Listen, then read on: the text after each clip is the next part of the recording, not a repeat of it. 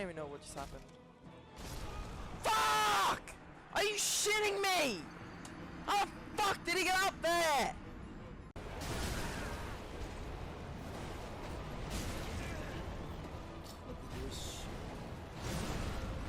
Fuck!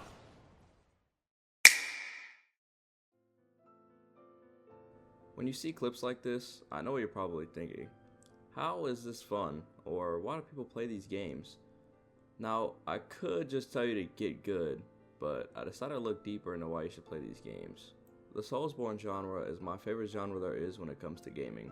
I started with Dark Souls 3 in middle school and spiraled down the series to the hopeless rabbit hole that is in Orlando. Looking at you, Black Knights. And ever since then, I've been eagerly awaiting any news about new games or DLC coming from FromSoft. I've played Dark Souls 3, the remaster, Sekiro, and Elden Ring, and can say for certain that these games prove time and time again that a game being difficult doesn't necessarily take away from it, and if done correctly can add greatly to your game. While I think the difficulty greatly adds to the experience, this is a huge roadblock for many new players. So what makes these games even worth overcoming this roadblock? And before I even get into that, who makes these games?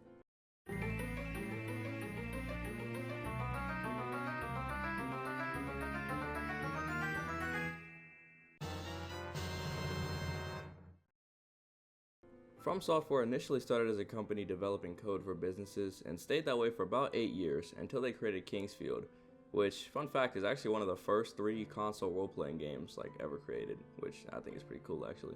This game was basically just about roaming around in a dungeon and pretty sure you had to fight evil off or find out where it came from or something. I'm gonna be honest with you, I've never really played it. After this, they went on to create a few more games that were nothing like Dark Souls, like Echo and Armored Core. One being a horror game and one a game about big robots and capitalism. So, when was Dark Souls born? From Software created the first ever Soulsborne game with Demon Souls, releasing in 2009, shocking people who have become known as Souls-like gameplay, which at its core basically amounts to stamina management and super punishing combat. Demon Souls is a pretty good game, and some fans might even say it's their favorite, especially after the PlayStation remake on the PS5. But the popularity for these games really took off after Dark Souls 1, which had a full cast of unique and memorable NPCs along with even more challenging gameplay and unique world design. With the success of Dark Souls 1, FromSoft went on to create a trilogy for the series and created completely different games with the same core gameplay ideas, like Bloodborne, Sekiro, and Elden Ring. And now you know what it is that shot these games into the public eye. What exactly makes them so fun?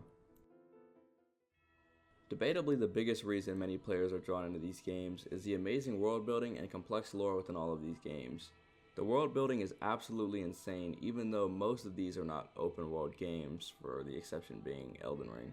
In many areas of the game, if you look closely enough, you can probably see an area you'll visit later, even if you're super far from it. And using Dark Souls 3 as an example, from the very beginning of the game, as soon as you rise from your grave and walk forward, you can see the Firelink Shrine, which serves as the main hub for most of the Dark Souls games. But before you get there, you'll have to overcome a few challenges. As opposed to working your way through an area and never seeing where you'll end up or where you started, this makes the areas you're in for many of these games feel less like a linear path and more like a journey to your next destination. Whether the story is about remaining loyal to your master and protecting him from a desperate tweaker who will do anything to save his homeland, or about killing God and starting a new age, which is the story for actually a lot of these games. This game design works wonders for immersing you into these worlds. All of this would fall flat if it wasn't for how rewarding the exploration of these maps were. There are many hidden secrets, armor sets, and weapons in most areas of the map that make exploring almost every section worth your time. This rewarding system pushes you to further inspect your surroundings and care about the levels as opposed to something like Breath of the Wild, where you could spend 3 hours exploring and all you'd have to show for it is one piece of an armor set.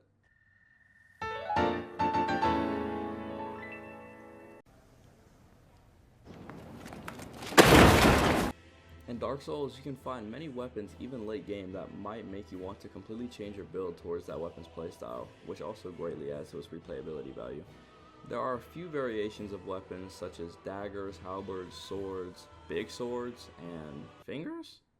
But these all change how you play the game almost completely. You could use a straight sword and play fairly balanced to get a few hits in before you go back to the defensive. Or you could use a spear and remain defensive while you attack. Or, if you're a fan of a certain series, you could throw around a slab of steel that is probably barely recognized as a sword. And if you're feeling extra whimsical, you could just stand in a corner and cast Soul Spear until something dies.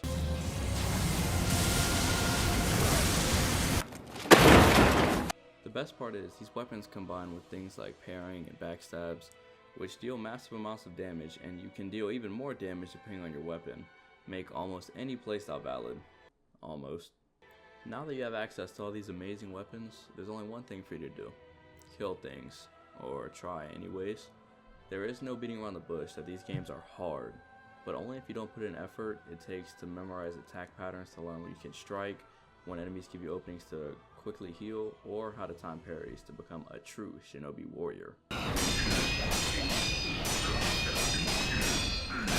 And when you take all of these skills and apply them to the many challenging bosses, this is where the game gets addicting. These games are difficult, but it's this difficulty that makes the feeling of spending hours on a single boss fight almost euphoric when you finally overcome it. I remember being in middle school and finally beating Pontiff Sullivan after about 3 days of straight grinding. I was so hype about it, I ran and told my mom, and she obviously didn't understand what the hell I was talking about, but that's just how exciting it was, beating a boss that I'd been stuck on for so long. The many different Soulsborne titles share most of these features in common, making them all pretty fun and enjoyable to sink a few hours into, but they all do have one pretty big common flaw, which is the multiplayer. There are a couple issues with it, such as even starting out as a new player, you're never going to figure out how that shit works without a Fix Your Life tutorial. But probably my biggest issue is the fact that in a lot of these games, you need to use kind of rare items, which can be super annoying to farm or buy if you're fairly late in game, meaning someone who really wants to play only with other people will be pretty disappointed finding out one ember is 2 bands and you get probably 15 per kill where you are in the game.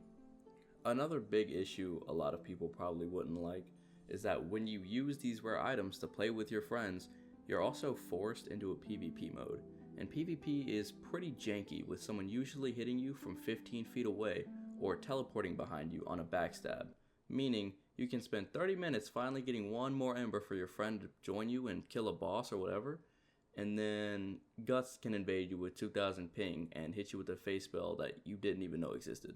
All of this might sound overwhelming, but I've beaten Dark Souls 3 a few times and played with friends for a lot of it, and it's still a really fun mechanic, especially in PvE, and sometimes PvP once you understand the mechanics for it and have the right items and get past all of the lag issues, which can low-key be difficult because it's kind of bad, and I'm gonna be honest with you. In short though, I think any of the Soulsborne games might look intimidating, but if you can push past what you've heard about it online or from a friend who's played it once 3 years ago, you might just find something you'll fall in love with. And if you try it and can't get past Gundyr or the Tree Sentinel, well, you'll probably honestly just be better off playing Animal Crossing.